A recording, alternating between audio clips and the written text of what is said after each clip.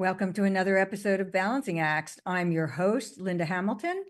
This show is dedicated to business owners who are working hard every day, constantly balancing competing priorities for their time and their money while navigating the intricate dance of growing a successful, profitable business and maintaining a healthy cash flow and keeping a sane personal life. Balancing Acts will bring you expert advice, practical and actionable tips, plus inspirational stories from other successful business owners. Being aware of the issues we talk about on this show can help you avoid the common mistakes we see small businesses make and help you improve growth and profitability. So take notes and visit your favorite guests for resources on how to run your business smarter, not harder. Today, we're going to talk to Susan Michel, founder and CEO of Glen Wealth LLC and Glen Advisors, a full-service registered investment advisor, about the complexities of running a multi-generational family business, retirement plans for business owners, succession planning, and financial planning and aligning personal and business goals. Susan's leadership has grown Glen Eagle to a national financial service firm working with corporations, family offices, and business owners, providing trusted stewardship and transparent access to wealth. Glen Eagle actually qualified under America's Women-Owned Trading Desk program, one of the few women-owned trading platforms in the world. And she has a national presence as a speaker and contributor, featured in Fortune, Forbes, Newsweek, and award-winning as well for her business leadership. We are so fortunate to have you today, Susan. Thank you for joining us. Thanks, Linda. I'm thrilled to be here. So I want to start talking about just you as a business owner, because while you are an advisor and expert, as I am, you're also a business owner, and that's a very different hat. Can you talk about your journey on that and when the family, that was a while ago, so I'll have to go back a few decades. But I actually was a military wife, and I was we were stationed all over, and it was I had 3 small children at home, and I decided I wanted to get out of the house. And so I took a financial advisory course, and I realized I was an educator. In college, I was in education, so I was a teacher. So once a teacher, they say always a teacher. I took the course and I loved it. I loved the world of finance. And so about a few weeks after, it was a 6-week course, and a few weeks after, the advisor called me and said, I thanked him for the course. I said, I learned so much. I loved it. I was reading a lot more. Educators, they always have to go and do more. And the comment was, you may want to put your husband on the phone. This might be a little technical. And I think I was so naive and young, I didn't realize I should have been angry, but I wasn't. And I think that we have to pause in life and sometimes say, instead of getting upset, it was the aha moment for me. And I always tell people, slow down enough to hear those aha moments. And that was the aha moment that I thought, I can do this as an educator. And so I started taking exams and I became an advisor. And after several years of being an advisor, I then opened my own broker-dealer RIA in 2002. And it was 100% women-owned. And there's a funny story to that too. We brought an advertising firm in from New York. And I had decided I was going to have a mission and a motto of faith, family, and firm in that order. And faith not being a religion, but just believing there's something greater than ourselves. And family, because I was a mother of 4 at that point, raising 4 children and trying to build a business. And family had to be center and core. As you know, Linda, we've talked so many times, not only about business, but about family and our journey with children. And it had to be core. And firm is purposely last. And for all our employees, it's last. And the reason it is because we believe if the first 2 aren't healthy, you're not going to have a successful firm. So I guess some people would say we have a successful firm in spite of ourselves, but we have grown. And so today we actually I always break it down, everything's in 3s. So the 3 things we are is we're a trading platform. So we trade for state pension plans, and we also trade for, large institutional traders. And then the second is we do advisory, advising business owners and high net worth clients. And the last is our latest, and that is the growth of Alula, which is actually a fintech type of financial entity within the firm. So those are our three entities today. That's really, thank you for sharing that. Definitely balancing family and work is always an evolving journey. Sure is. So what would you say are some of the challenges and benefits of a family business? Because I know you brought your children into, or two of your children into the business.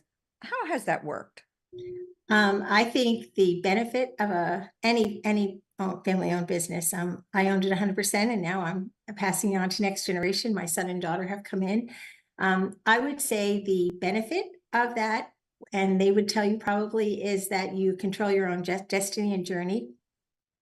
It's exciting. It's filled with energy and growth. And I think you just feel stimulated when you leave for home. The negative of that sometimes is once a business owner, always a business owner. You worry about it every day.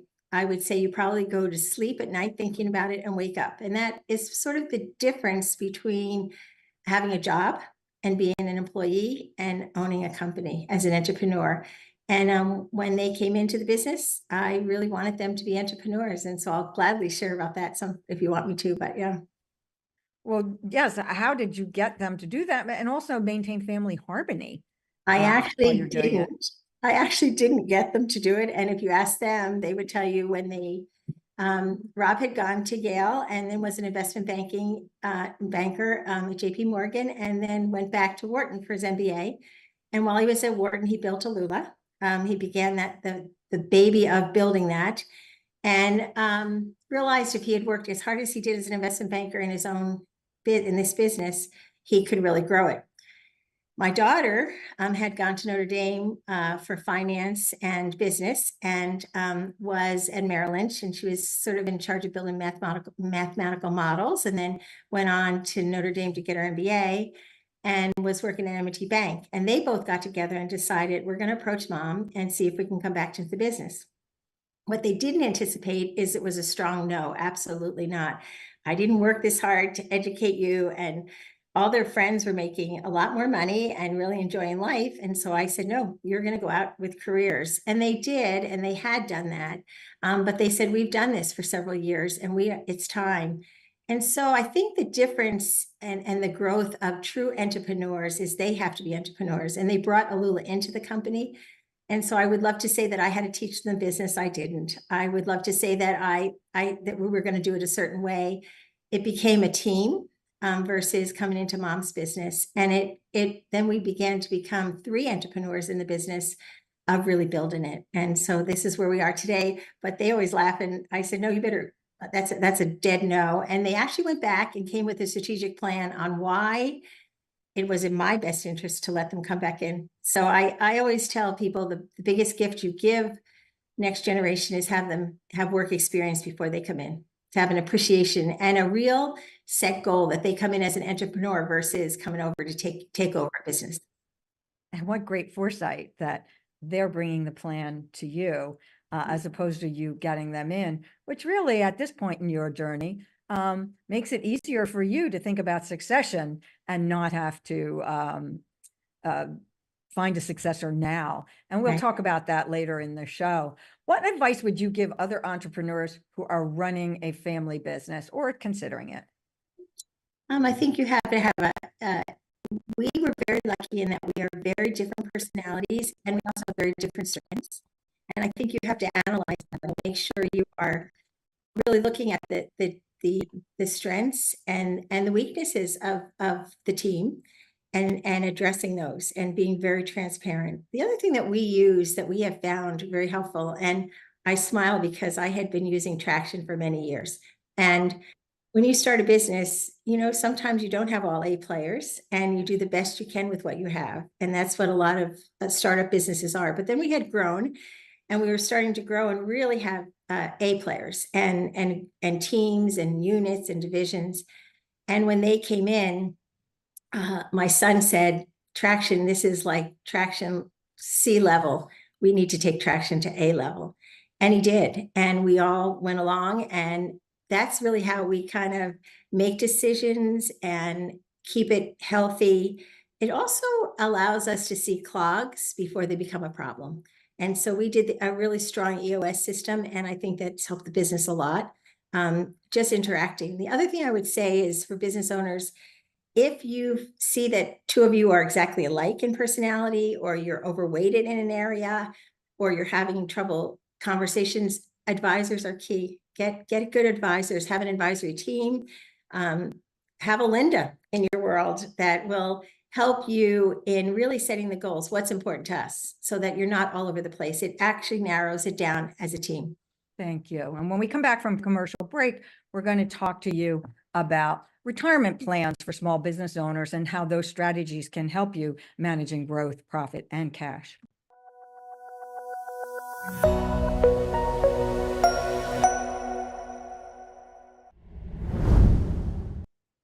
Welcome back to Balancing Acts. We're talking with Susan Michel, a financial advisor, about actually running her family business.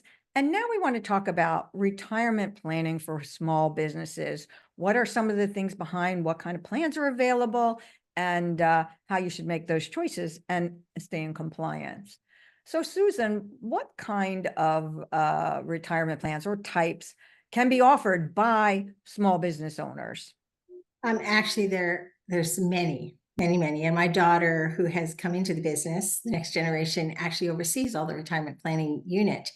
And we always say it's, again, threes. Everything comes in threes. The three main retirement plans that we see are the 401ks, the simple, and the SEP.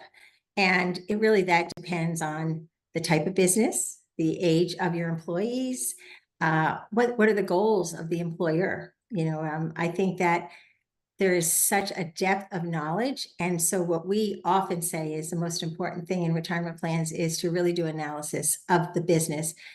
Too often, I think in the retirement world, it's one-stop shop and everything fits all. And that's really not true. It's really a very, very individual type of decision, and it can be very powerful if done right. Yeah, and great point. And as a CPA, I often work with my clients. I don't design their plans, but I work with firms like Susan's firm, like Glen Eagle, to help them look at one, how much money do you want to pay? How much cash is there? How do you balance both cash and the tax, your tax payments? And there are many decisions, and it really pays to take some time in advance to look at all your options and decides what best, because they change when you're a sole proprietor and then you hire your first employee, and suddenly you might find that you have to amend what you have. But one thing is key, is you are growing money tax deferred, and not doing it, 20 years down the line, you might wish you had. And I also agree with you, Linda. I think that one of the grave mistakes of business owners is they don't realize the power of working as a team with a financial person and your CPA and tax advisor, because they are the strength and the core, and they have to be working together. And that's essential. The other thing I always say, they did a study, and I'm trying to remember where it was, but that 90% of business owners don't realize that they're actually overpaying for their 401k plans, because there's a lot of hidden fees. And that's where you would come in and I would come in saying, let's look at this and make sure that you're doing this in the most cost-effective way. It doesn't have to be an expensive plan, but those are all what we call hidden fees. And that's what we're hoping people begin to understand and become educated on. That's that's an excellent point. And if you don't, get both in the room, it does take a team to look at these things, rather than, I believe I don't want to sit in my siloed corner where my CPA hat and not become part of my client's team, because we'll share, help them meet their goals together. But are there a couple of things they should do to determine which plan is the best fit for them? Yeah, I think that you really need to have someone come in and analyze your firm, who you are, where you are, what are your goals. It's too often business owners pile money into their business and they put every cent they have into it without the foresight of, I'm going to retire or sell this or pass it to the next generation. It really doesn't matter what your succession plan is. How are you setting up that retirement plan so it benefits you? So all the years that you were really taking a little bit of a hardship to build the dream, that you were also building your own security in retirement. And I think that that's where we come in. That's where you come in. That's where they're most tax advantage. They really are looking at everything, and they're saying, I don't want to leave anything on the table. I really want to make sure that I'm giving to my employees the most education. And I think it's a lot of education of what do I care about? Some business owners say, I just want my employees to be educated and that they have a retirement when they retire. Others will say, I've put everything into this. Now I really have to make sure that my retirement is secure.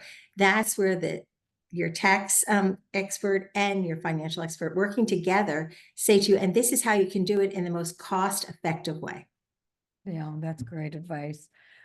So a lot of business owners don't start, I know, because I'll have to try to talk to them near their extension date. Think about how much you could save if you put some money away, but they're worried about the cash flow. They're worried about the complexity and compliance of maintaining the retirement plan. There's a lot of things they don't understand. But if you want to look past complexity, what are a couple of reasons besides taxes that they should offer a retirement plan for themselves and the people who work for them? Well, actually, studies have shown retention. When an employee has a retirement plan, the retention is greater for their employees. And they feel as if the other thing is to make sure that you are sharing with your employees what you're giving. If you're matching, that's a gift. That's actually, you are giving them a bonus. But they need to be educated on that this employee really cares about you and is matching what you put in. The other thing is tax advantages for both the employee and the employer. They don't realize that. And that's where you would come in, Linda, and you would educate them on, I would present it to them, but you would take it to the next level when you're working on their taxes and you're working with the business owner, the advantages of having a retirement plan tax-wise, but also employee-wise, that retention. There's a lot of things that go into this. And when you talked about expense, retirement plans do not have to be expensive. You can go through and really get through the weeds and get rid of those hidden fees and really make it a very cost-effective decision, not only for you, but for your employees. And so that's our job. Our job is education. That's where the teacher in me comes out. Our job is to educate the employer and the employees. We go in and we meet with the employees. We have one-on-one meetings. We make sure that the employer also knows that we are keeping them kind of on the up and up, the cutting edge, the new rules coming out, that they're being compliant. And our job is to take a lot of that burden away from them and keep them compliant. Yes. You know what I want to talk about for a minute are the most common ones I see with my clients are either SEP IRAs or simple plans. Let's talk about the SEP IRAs. Right. And those do not have to be expensive. They can be so cost effective. And if those are for very small businesses or when you're the one sole owner, in fact, you want to do that. You don't want to get in a 401k plan if you're the sole owner. But now as you grow and you get bigger, but what people don't understand is you can start right away. You can do that. You can still have that as you grow and then just convert over to the 401k as the business grows. And so what are some of the common mistakes you might see with like SEP IRAs? Well, some people don't understand that they should be working with you and talking to you of how much they can fund, working with us and where we are investing it, how we are doing it, how we are tracking the timely manner when they do have to fund that. It's all education.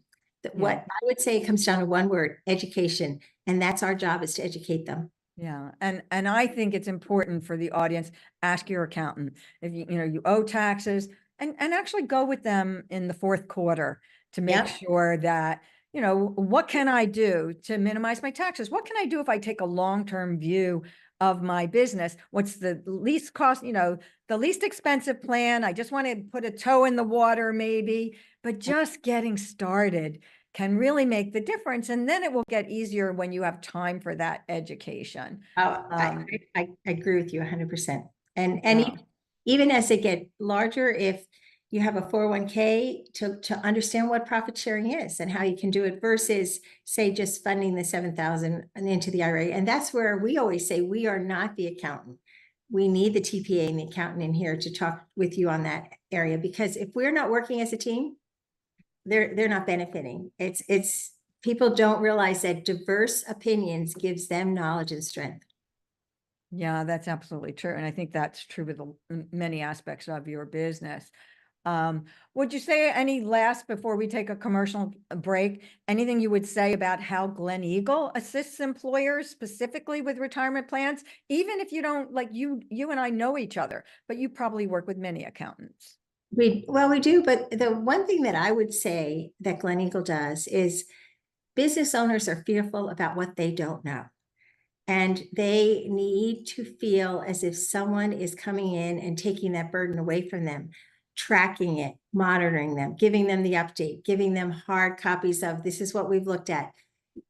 Part of it is looking at the plan every year, making sure that they're not overpaying, making sure that they're doing what's in the best interest of their employee, making sure that that their funds are the right funds. Though that all that is what Glen Eagle does to make sure that it takes the burden off the employer so that if Department of Labor ever walked in, they can say, look, this is all we've done. And that's where Alula comes in. It goes, many employers go beyond just the funding of retirement, but how about educating? How about educating your employees? We give that, they can use that for free. They can go onto that platform for free. And that's sort of gives them the employer empowering on, they really do care about their employees and the funding of their Thank future. you. And so we're going to take a commercial break and then come back. But what I took away is one, education is really key, not just for your employees, but for yourself. Understanding options. When you understand the options available to you, you can make smart money decisions. So, take a look. Maybe I'm going to look at Alula and see what I find there. We'll see you back after the commercial break, Susan, to talk about financial planning.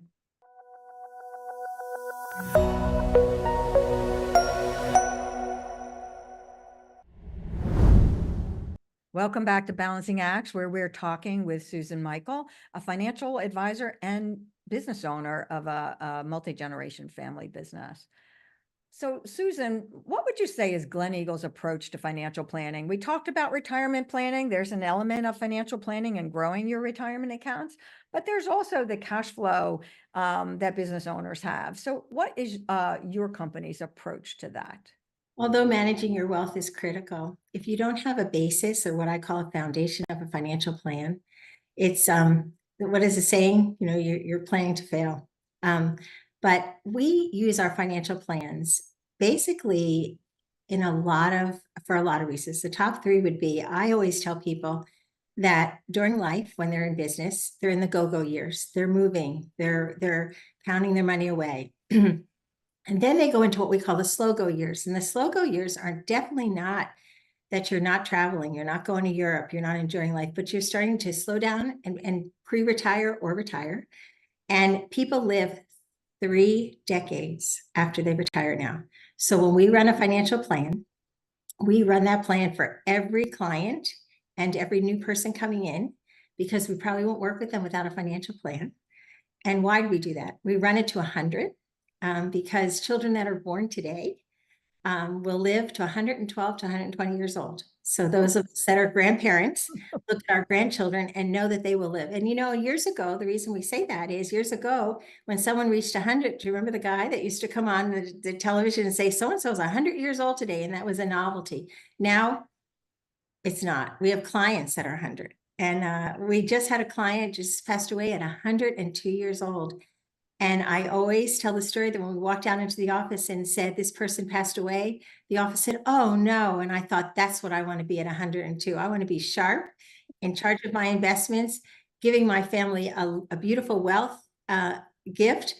But that's what I want to be at 102. And so we run it to 100, and we actually include inflation in that plan. So we include that, we're not, your house is going to be excluded. What are your cash assets? What can you do? We talk about aging. We talk about health issues. All of those are in a plan.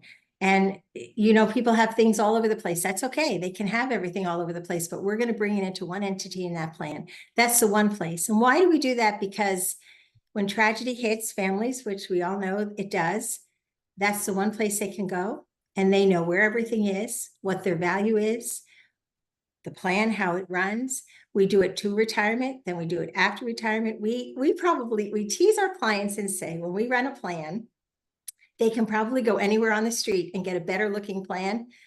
But as a woman and a worrier and a widow, I want to know that when the economy turns, they're driving down the road and they're saying, no, we ran that plan with every worst scenario you can, and I still make it and I'm fine. And that's empowering. And people are always worried. And often we find majority of times they have a sense of peace. They're like, I can do this. My money will last. And if it doesn't, isn't it better to have that conversation now prior to retirement age of what they can do to make sure that they are okay to 100? And I always say, you know, some kid, well, should I give it to my children? And I always say the greatest gift we give our children is that we don't ever have to go and ask them for money. Yes. It's financial plans to me are powerful. They are the foundation of any wealth management, and that they should start with that.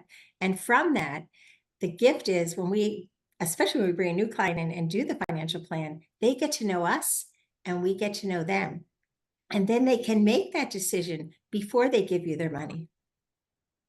Yeah, I agree that, you know, there's so many contingencies to plan for, but I also want to make sure that we're talking to those in the audience who maybe aren't ready. They don't have enough assets and cash for a financial plan, to the extent you're talking about it, but they do have cash and they're trying to get an understanding of what they should do with their cash flow in their business, how they should take money out of their business, what they should do with it then. What are some things those who maybe don't have high enough balances to have a financial planner, what can they do? I think they can have a financial plan. I think that's a misconception of financial plans. There are different forms of financial plans.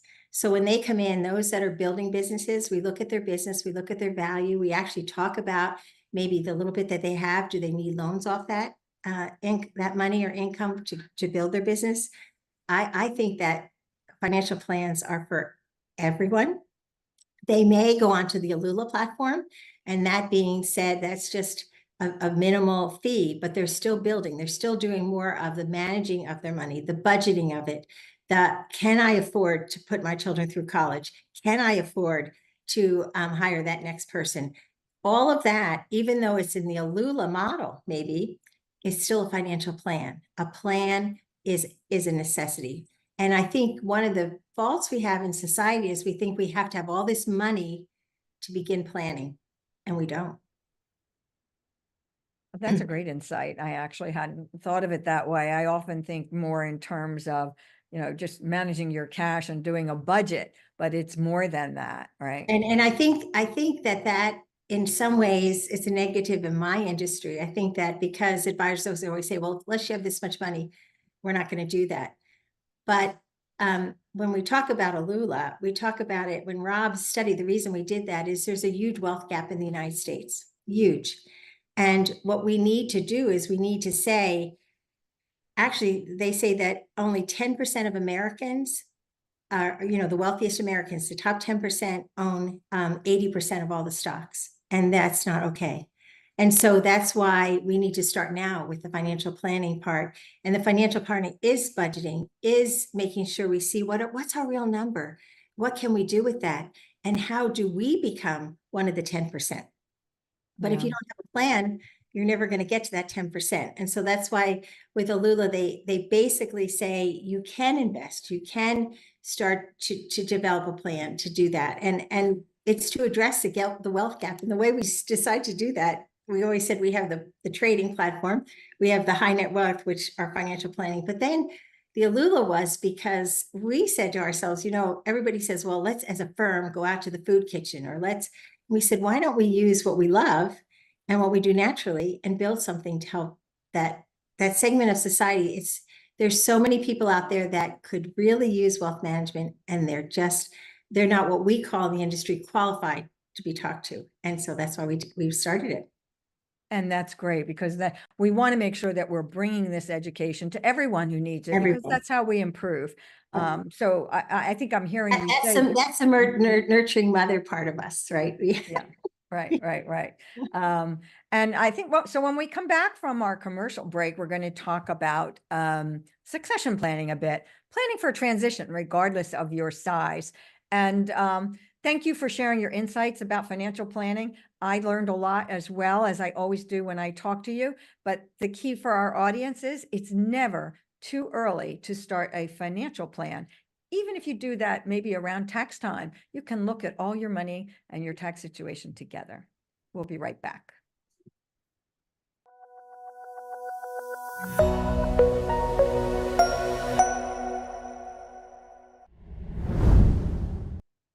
Welcome back to Balancing Acts, where we're talking with Susan Michel, a registered investment advisor and business owner, founder and CEO of Glen Advisors.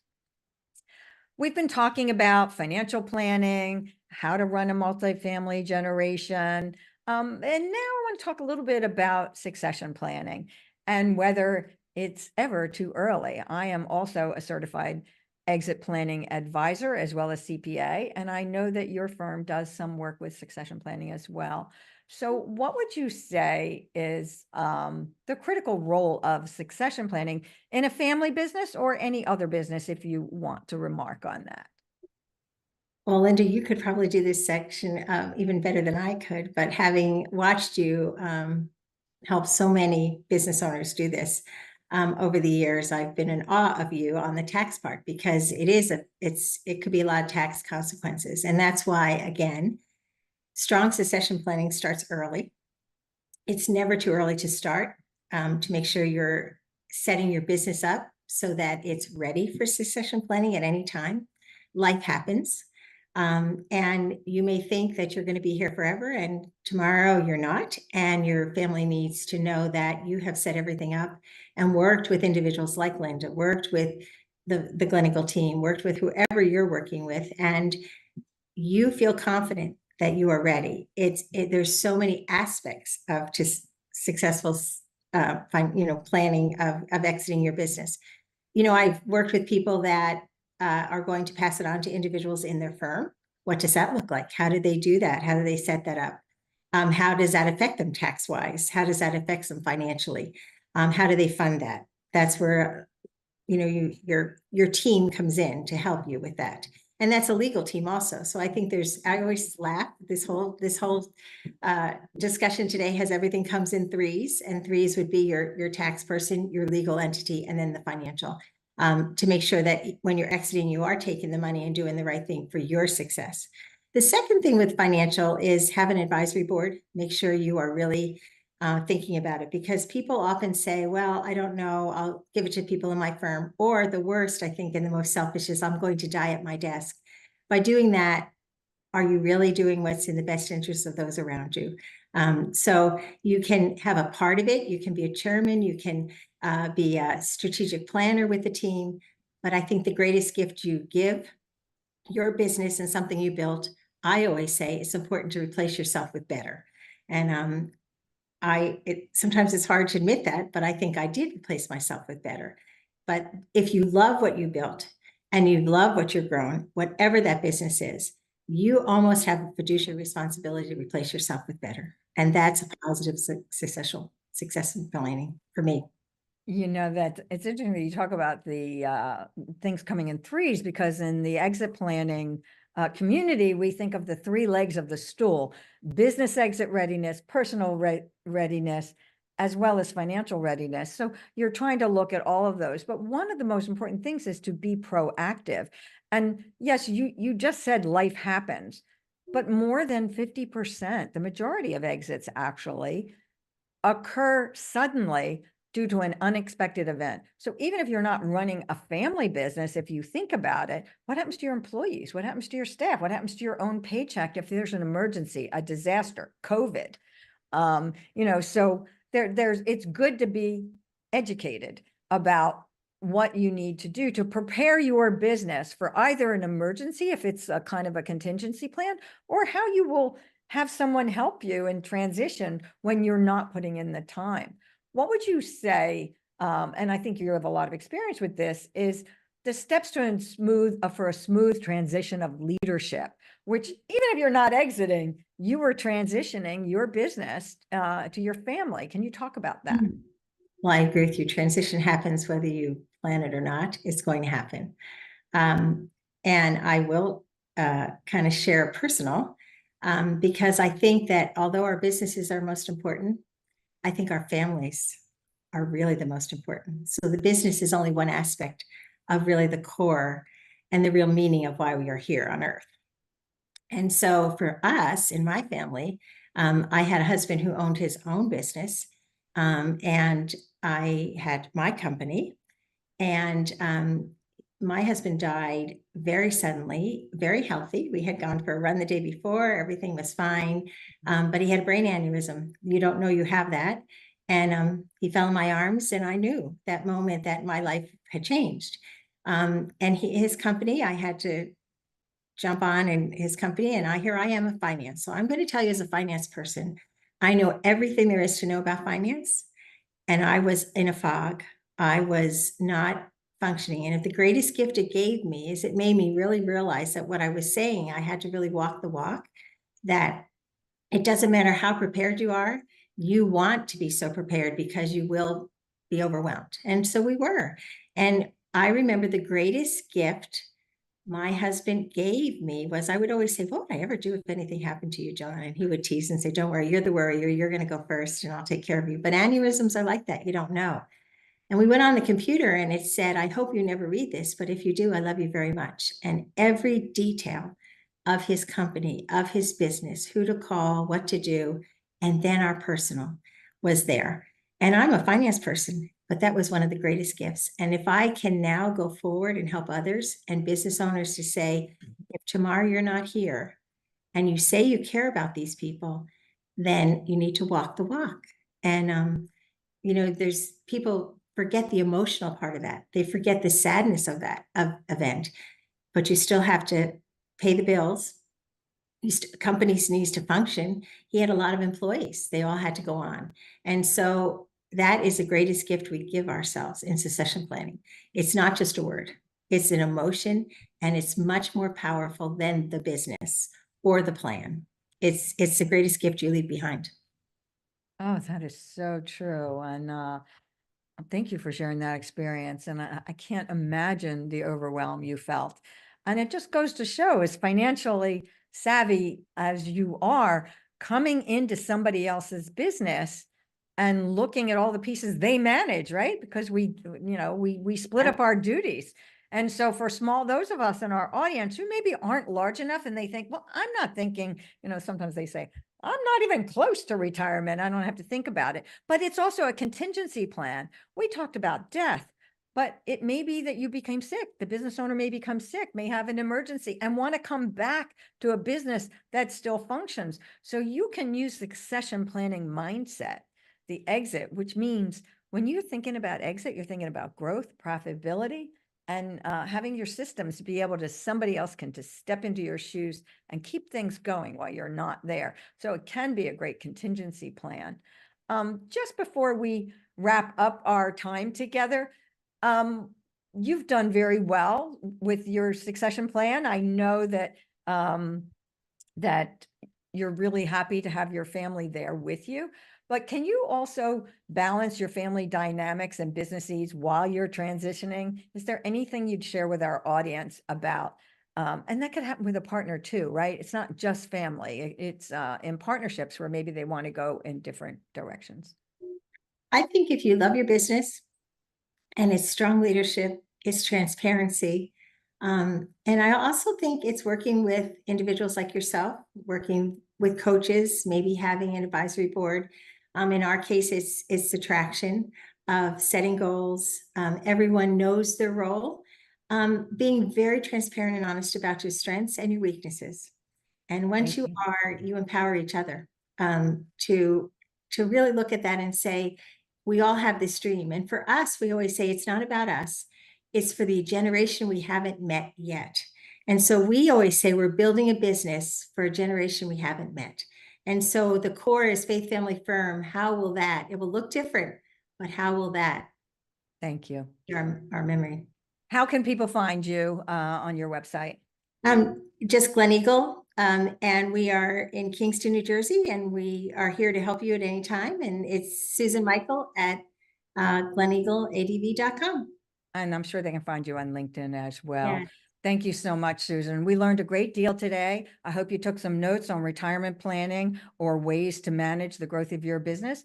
And join us again next week for another great episode. Thank you, Linda. This has been a Now Media Networks feature presentation. All rights reserved.